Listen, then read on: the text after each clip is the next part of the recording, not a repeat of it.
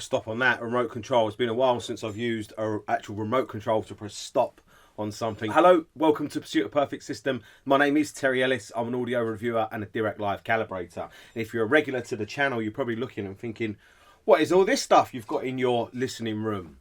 We're certainly not used to seeing that. Well, yesterday was a really interesting day, and I want to thank the guys from the audio consultants, Steve and Alex. Now, the audio consultants are a specialist hi-fi dealership in Reading, which is in the southeast of England. What's quite interesting and unique about the audio consultants as a dealership, a clue, is actually in the name. Now, they actually act as more of a consultancy, more of an audio consultancy than maybe some other dealers. And just by that, speaking to Steve, the owner, he has a very set view and a very specific target of what he's trying to achieve from the performance of an audio system, which means the kit that they specify or the kit that they actually sell to their customers and recommend is all kind of geared and designed and aimed towards achieving a certain type of sound. Now, it was quite an interesting day yesterday because we was, to be honest, spent most of the day just chatting and discussing. They was explaining a hell of a lot about all the products that's in here, because all of these products are pretty much brand new to me. So there was lots of interesting things to discuss with them. You know, what is a hi-fi? What should a hi-fi do? What sort of musical experience should a hi-fi give? And it was actually interesting speaking to somebody who's obviously been in the trade a long time with a lot of experience of putting systems together. And Steve was very black and white. His goal is to try and put a system here so that the speakers disappear. I think that's something we definitely had in common, but he wants the musical experience or the musical presentation really to go from the speakers and beyond the speakers. And from your listening position, he wants it to be kind of like you're listening to a musical auditorium or a real live event type of presentation, and that you're not sitting front row, you're sitting maybe 4 or 5 or maybe 6 rows back, so you kind of look onto the act. Now, that is actually a very difficult act to pull off, excuse the pun, because a lot of the time when you listen to hi-fi systems, I find the music comes to you as a listener as opposed to away from you as a listener. Now, is that the hi-fi system? Is that the mastering of the music? Is that the room acoustics? Very difficult to know unless you're there when it's being made, unless you speak to the person who makes that kind of artistic decision. We're never going to know. So I don't think it's necessarily really important. But what I found important and interesting to take out of the meeting yesterday was the fact that, you know, an individual or a company is focusing on a certain type of performance. Now, how does that transpire to you at home? Well, it means if that's what you're also looking for from a musical presentation from your hi-fi system, these will be a great company to speak to, because that is their main focus and main goal. Obviously, they want musicality and you know, a good overall musical presentation, but they want one that kind of starts here and goes beyond the speakers. So that's really interesting, and that is kind of why you're looking at all these new bits of kit. Because originally I started speaking to obviously Alex from the audio consultants, and he suggested reviewing this big amplifier, which hopefully you can see down by my feet. I was not expecting it to be that big. That's quite an interesting one. I'll talk about that in a second.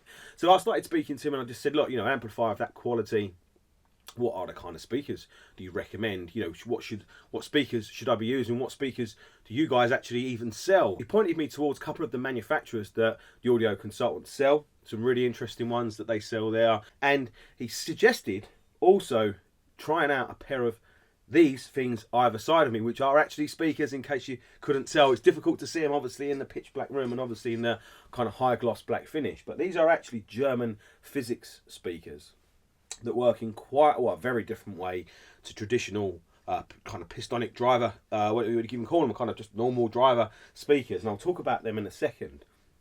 So he suggested, you know, the amplifier, pairing the amplifier up with their speakers, so it made sense to kind of put a system together they was familiar with and they thought would give that type of sound, i.e. the sound that goes beyond the speakers. So the guys came yesterday, but they didn't just come with all these in the car, they came with absolutely loads of stuff. So as you can see behind me, I'm actually now listening to a completely different system, which has been really interesting. And I haven't spent a huge amount of time with it yet, but I wanted to make a video straight away because the idea was, and what Steve wanted to achieve was, he wanted to come here with a whole kind of full system that would be similar to what they might recommend to customers, and that they could walk away with kind of a system set up that they was confident would kind of achieve their desired goal within reason. And because a lot of yesterday was taken up with chat, we didn't have a huge amount of time to do loads of testing and listening and messing around. But there was a few things that come out of yesterday that I was really impressed with. Firstly, Steve, obviously the owner of the Audio Consultants, I very much respected, even though we butted heads on quite a few issues. But just by that, I just mean we had just different views and different opinions on things, which is hi-fi. You know, we all expect that, don't we? Imagine what it was like if we was into football. Imagine the opinions we'd have then. But I'm glad I'm not. Glad I'm into hi-fi. So, you know, even though we butted heads, it was a really interesting experience talking to him. And say, very, very focused. Takes audio quality extremely seriously and takes a musical presentation from a hi-fi system extremely seriously. So that was really kind of, you know, impressive, and I kind of fed off that, and I found that really interesting. The second thing that I was really impressed with is how strategic he set this system up. So he didn't just think, right, that looks like the right sort of place to put your speakers and just plonk them down there, which could easily be done, couldn't it? Could have easily been done. Right, that's where they normally go. We'll just put them there. No, got out a calculator, got out a tape measure, started doing some measurements of the room, and started trying to work out where would be the best place for the speakers in the room based on the room dimensions. That was really impressive, because technically that should be the minimum that gets done really for a speaker setup. But I was just really impressed by that level and attention to detail. And in a minute, when I do a song demonstration for you, you see how well that's worked, and it's actually worked pretty well. What's come out of that is the speakers are in a completely different position in the room to what I would ever have placed them. I've had speakers kind of obviously back, the KEF reference and stuff normally go back. There's a reason for that. That's normally the projector screen that comes down. So I couldn't live with these here purely because of the projector screen and stuff. But that's not the purpose. We're trying to test these out as best as they can. But I would have gone wider out to try and create a bigger sound stage. So it's interesting that he's put the speakers here, and I assume the speakers are here for bass reasons, and bass is exceptionally important. Now, for me, normally I run Dirac Live, so Dirac Live is crucial for me at the listening position for fixing the bass problems that exist in this room. This room is massively acoustically treated with products from GRK Acoustics. Regulars to the channel will know that, but unless you've actually been in this room and seen the extensiveness of that treatment, you would not understand it, and you probably wouldn't comprehend just how much there is in this room. And that is because a lot of it was designed to try and soak up the bass problems that are in this room, because it's a small room with rubbish dimensions, really. This is actually a rubbish room for audio. Now, that I've turned into a really good room for audio because of acoustic treatment and because of Dirac Live. So it's interesting that someone's come in this room. They actually thought the room was actually okay from a dimensions point of view. I actually know it's terrible because I've measured it and spent so long in here. But anyway, you know, it's great to have some positivity from the guys. No, we've worked in worse rooms than this, which is great. And they've put the speakers in this position. So while we're talking about the speakers, these are the German Physiks Unlimited 2, which I think is actually the entry-level speaker from German Physiks. Now, what's interesting about this speaker? Well, actually, what isn't interesting about it is probably easier to talk about. Obviously, it's a rectangular shape. It's quite unusual, isn't it? It's easier to talk about the more simplistic things. Underneath, we have a down-firing 8-inch bass driver. That's the easy bit to talk about. The more challenging bit to talk about is this bit up here. Now, that is a bending wave driver made from carbon fibre. Now, the guys yesterday from the Audio Consultants were explaining it to me, and I need to go away and research it because I was just trying to get my head around how that actually works. But the basis of it is, this bit at the top here is kind of like the voice coil you'd get in a normal speaker, but the bending wave driver bends in unusual ways that you can't see with the eye. I think it bends and it ripples and it pulses to create frequencies up high. I'm not sure the top end frequency, but all the way down to about 200 hertz. So this large single driver is taking care of all of the mid-range, right up into the treble, right down to really kind of where probably bottom end of male vocals finish, and then the 8-inch bass driver takes over from there. And normally there's a crossover around the 2.5 kilohertz region, so bang in the vocal region, the upper vocal region, which obviously the ear is generally more sensitive to higher frequencies than it is to lower frequencies. So having no crossover in the mid-range or even the tweeter section is on paper definitely a technical advantage, and it makes sense to have a driver like this. The other benefit of a driver like this is that it's omnidirectional. So the sound obviously radiates out of it, obviously literally in all directions. So it's going to be really interesting when I get Dirac Live out and measure the response from these speakers, just kind of what response we get at the listening position, because the whole idea of this design is to get a very even dispersion of sound throughout the room. So I'm expecting really good measurement results when we get that far.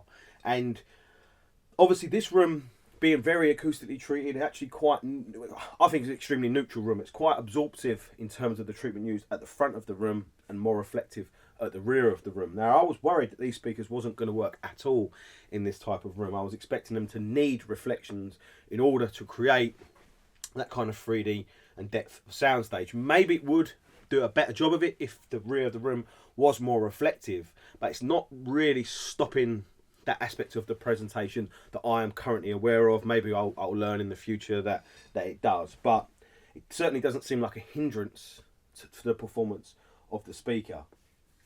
So I'm going to talk more about those speakers when it comes to review time, and the plan is to break the system down and try and review the bits independently. But for now, it makes sense to let's play the system, have a listen to this system, because it's completely different to what you would normally hear in here. Then I'll go back to normal. So as you look down to my feet, this big integrated amplifier is the Audio Analogue Maestro. Now that is a Class AB amplifier to the best of my knowledge, with 150 watts per channel at 8 ohms. So it's a very powerful integrated amplifier. Now they've published some internal shots of this amplifier because it's an absolute beauty. You can just see the craftsmanship in the design of the internals of this amplifier, and the photos do not do it justice for the size of it. I was not expecting that. It's absolutely massive. Now this on top is quite an interesting product. That is a HRS vibration system, and there's also HRS products underneath the amplifier. We've also got HRS products underneath and on top of the CD player. Now funnily enough, we did have time to do some AB demos between those and nothing, and we did have time yesterday to do some cable AB demonstrations. Now between nothing and the HRS system, the difference was absolutely massive. So straight away I could tell that these products work. They work at kind of removing fuzz and bringing more focus to the soundstage. And that was on an amplifier and on a CD player. So what some people might not think are microphonic, but the difference was big with using these products. And I don't know if you can see this. This is really quite a large unit from HRS. Now if I tap the top of the amplifier, you can hear we have got a little bit of resonance there. Not too bad. Plonk that down. 99% gone. So, you know, I don't necessarily transpire into audio, but you can hear that's a very, whatever materials are in there, and I need to research all that because they did explain it to me yesterday, but I couldn't take it all in. There was so much to take in. And that actually, it's working in terms of reducing that ringing resonance that's in the top plate, obviously, of the audio analog amplifier. So take from now what you will. So over behind me, we've actually got something I haven't used in years, and that is a CD player, a Norma CD player. Speaking to Steve from the Audio Consultants, he at the moment firmly believes that the best way to get audio is either from vinyl or from CD via a CD player, and he believes that obviously the CD players at this level, at about £3,500 for this Norma CD player, competes with far more expensive, is a better source than far more expensive streamer based products. So, you know, I haven't had a chance to do much testing with the CD player. It's sounding pretty good, as you'll hear in a minute. So that's going to be a really interesting one for me to spend some time with a CD player and then go back over to my audio PC, my dedicated custom music source that I've built and absolutely love, and it's been like a pride of passion for many years. Be interesting to see going back over to that and what that brings. Obviously, going from a CD player, we don't have any benefits of Dirac Live, so that's going to be a big positive straight away for the audio PC, because as you all know, I'm a big believer in Dirac Live, and I've proved it time and time again in here with different systems and speaker components. And I've done AB video demonstrations a long time ago, right at the start of the channel. But you know, this room is this room. The problems that are in this room exist, and Dirac Live fixes those problems with no side effects that I'm aware of. So it'll be extremely interesting to compare, you know, a CD player, because it's not something I've done. So we've got a CD player to compare to, obviously CDs ripped onto the custom music server that I've built with all JCat products and JPlay Femto and all the attention to detail that's gone into that. So that's going to be really interesting for me. And then these lovely kind of silvery masses of cable are actually from a company that I was not even aware of until yesterday. They're all from a company called Gutwire, which is a Canadian company that, again, I need to do a lot of research on to find out more about more about the company and the kind of design philosophies and the products that they make. But we've got Gutwire single-ended phono interconnects, we've got Gutwire speaker cable, and we've got Gutwire power cables. Now these are expensive ones, you know, over £1,000-2,000 each. So these are premium, very, you know, from the top or very near the top of the range of the Gutwire family. And something slightly different to normal, we're not using any mains conditioning at the moment. We're literally running straight from the wall down here to what is really a custom built power strip using Furatech cabling and all Furatech plugs. Really what we've essentially done is run an extension of that to the floor there. So we're using Furatech, you know, it's a Furatech plug, Furatech cabling, all the way to Furatech to plug socket. So essentially what we've really done is just extend the wall socket. Now we did that for two reasons. One is that with this big boy, I couldn't put it up where I normally would up there because it's just too big. So really we've just kind of extended it down here. That means it's easier to get access to the cables for me to do some changing and A/B testing and stuff. It's easier to just wire things up in general. And again, the audio consultants prefer this method of power distribution to my normal method of power distribution via mains conditioning. Absolutely fine. You know, audio is audio. Everybody's got different experiences, and that's probably because we're looking for different things. And are we looking for different things in a presentation because of the music styles we listen to?